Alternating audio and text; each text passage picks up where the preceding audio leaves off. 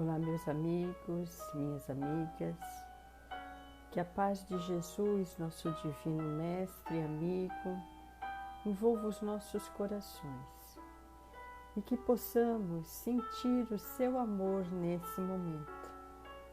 Esse amor que acalma, que acalenta o nosso espírito e com muita satisfação, com o nosso ser pulsando de alegria, estamos aqui para que juntos venhamos a fazer algumas reflexões, dando continuidade a esse encontro que se faz através do Evangelho no Lar. E para tanto, eu peço a todos que nesse momento procurem fechar os olhos, respirar e sentir a melodia da música, sentir o pulsar do seu coração,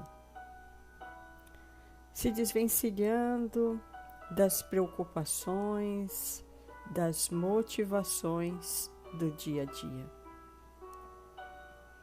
buscando o nosso centro.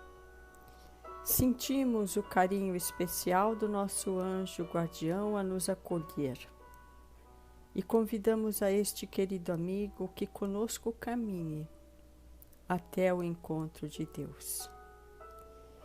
E nessa nossa jornada, onde inúmeros aprendizados vamos tendo, experiências vamos adquirindo, agradecemos aos amigos que nos apoiam, que nos auxiliam.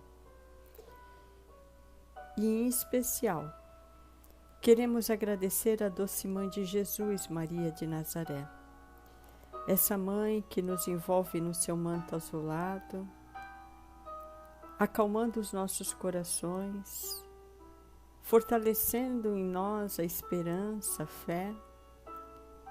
E essa Mãe querida nos leva ao encontro de seu Filho muito amado.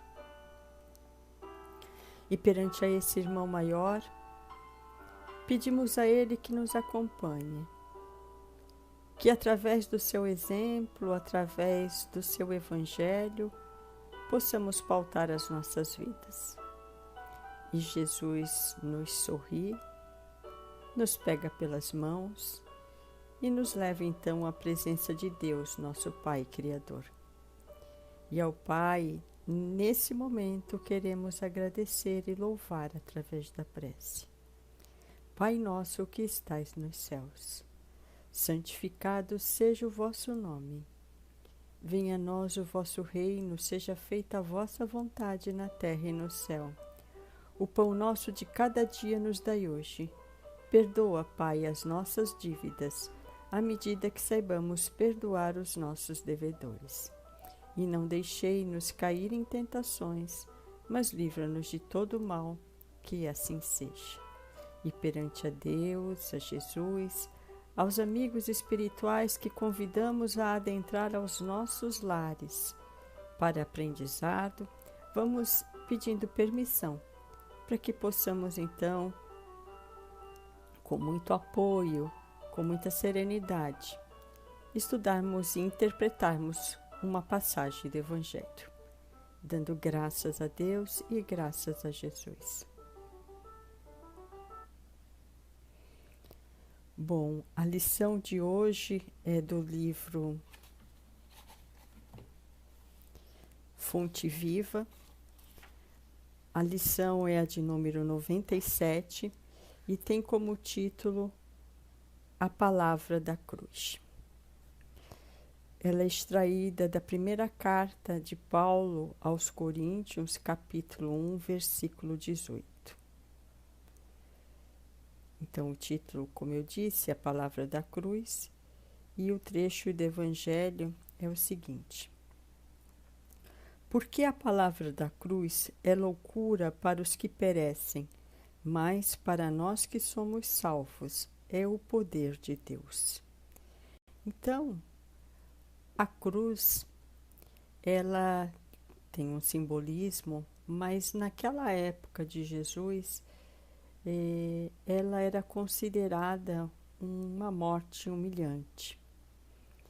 Então, era tipo, no conceito daquele povo, era como se fosse uma maldição, uma das maiores humilhações que poderiam acontecer, né? E ali eram condenados a morrer daquela forma os criminosos, né, os pecadores daquela época. E a crucificação, ela era um, uma situação muito delicada para quem, lógico, ia vivenciar aquela experiência, mas também para os familiares, né? Mas dentro do contexto do Evangelho, o que seria o sinônimo da cruz? Qual seria o simbolismo que muitos de nós traz sobre a cruz? Então, na verdade, muitos de nós ainda presos entendem que a cruz representa uma história de dor, né? O sofrimento. Então, a sua cruz, quer dizer, a nossa cruz, ela só tem um sentido porque Jesus, ele nos exemplificou que mesmo quando nós estamos sendo testados, quando a vida nos oferece experiências que talvez não sejam agradáveis, né, dentro desse imediatismo, ele nos mostrou que ao carregarmos essa cruz, que como ele poderíamos ter resignação, aceitação e vivenciando aquilo, exercitarmos o amor, né?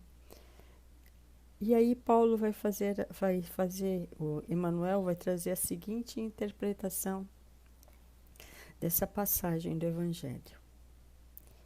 A mensagem da cruz é dolorosa em todos os tempos.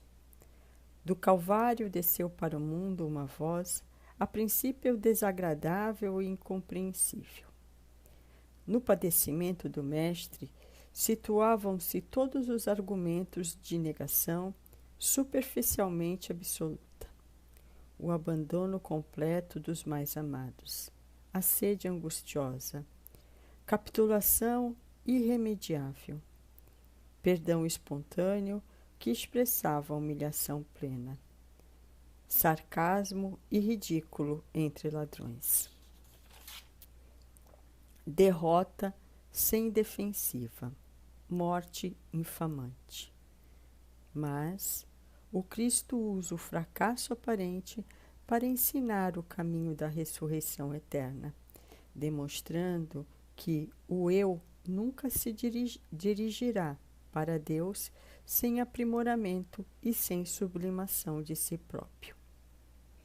Então aqui ele está querendo dizer, dando os exemplos, né, da vivência daquele momento do Calvário, né, porque Jesus tinha tantos seguidores, tinha lá os discípulos, aqueles fora os discípulos que o admiravam, que o procuravam por necessidades ou por simpatia, ou também muitos por interesses próprios, né, acreditando que ele viria tirar aquele povo de um período de escravidão, enfim, seja lá qual fosse o incentivo que aquelas pessoas seguiam Jesus, mas no momento da cruz ele se viu sozinho, né?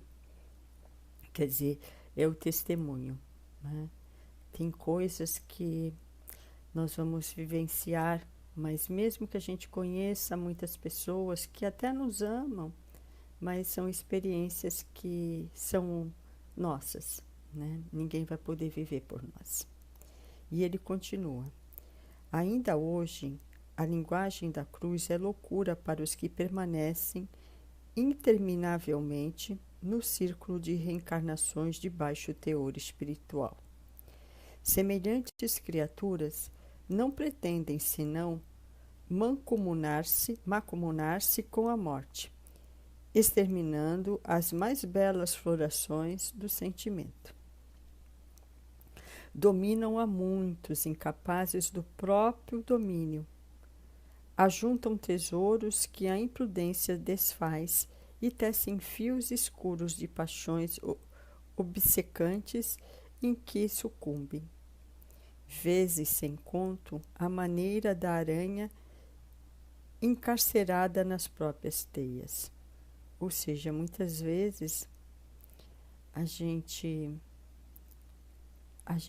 vive meio que manipulando situações, pessoas, mas na verdade tudo isso vai fazer com que a gente esteja cada vez mais preso a determinadas situações, a cristalizarmos as nossas ideias, comportamentos. Isso é uma situação que não foi só naquela época, mas ainda é muito atual, esse tipo de comportamento. E ele continua: repitamos a mensagem da cruz ao irmão que se afoga na carne, e ele nos classificará à conta de loucos. Mas todos nós, que temos sido salvos de maiores quedas pelos avisos da fé renovadora, estamos informados de que, nos supremos testemunhos, segue o discípulo para o Mestre, quanto o Mestre subiu para o Pai na glória oculta da crucificação.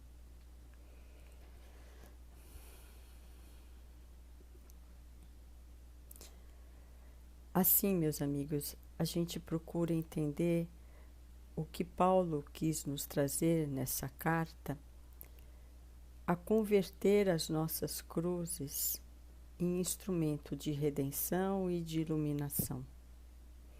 Dessa forma, nós podemos fazer com as nossas experiências o material para que venhamos a renovar as nossas vidas, né?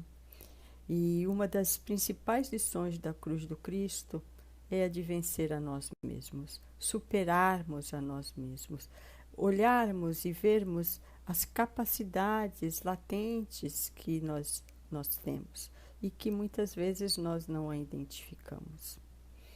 E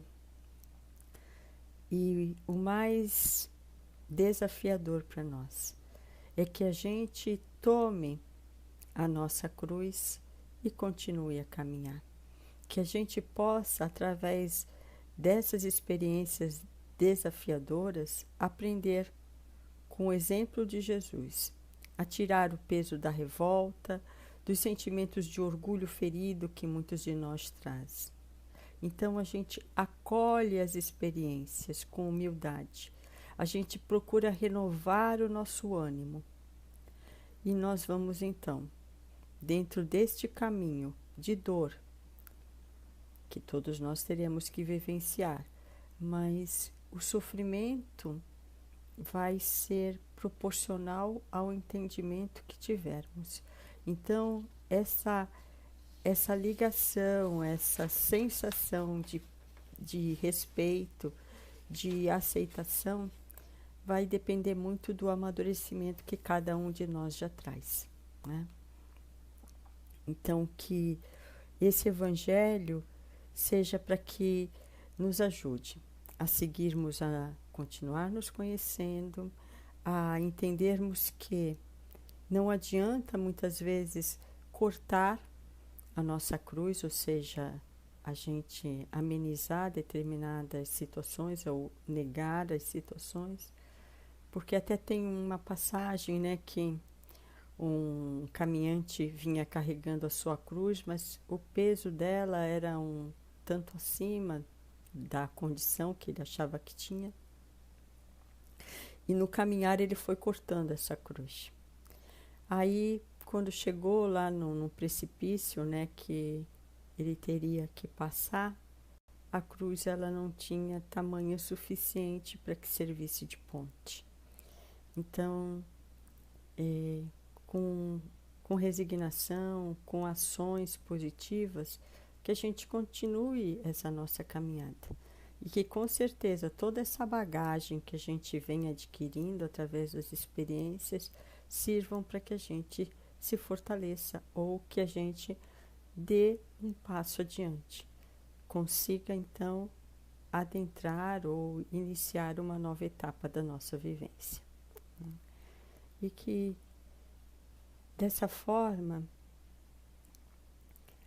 sentindo que esse amparo, todo esse carinho da espiritualidade, que nós possamos então vivenciarmos o amor, o respeito com os nossos familiares, com os nossos amigos, e nesse momento vamos nós, vibrando pelo bem universal, vibrando pela paz, pelo respeito e união entre todos os homens do planeta Terra. Vamos vibrando pelo nosso lar, por todos que vivem conosco, os nossos bichinhos de estimação, os nossos parentes que vêm nos visitar. E vibramos por nós mesmos, criaturas ainda buscando o entendimento e a misericórdia divina. Um bom dia a todos, que Jesus nos proteja e nos auxilie nessa caminhada.